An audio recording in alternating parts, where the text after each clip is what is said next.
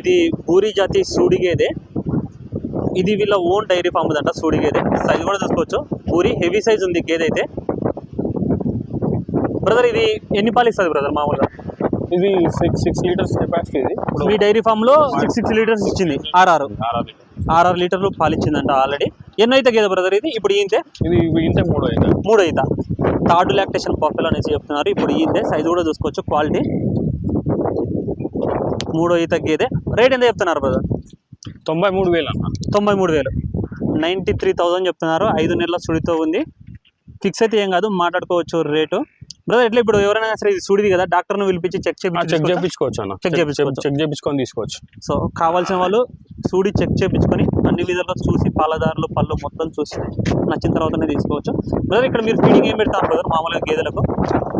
feeding ఇది కల్లి చున్ని దానా, green గడ్డి, పచ్చిగడ్డి, పుట్టి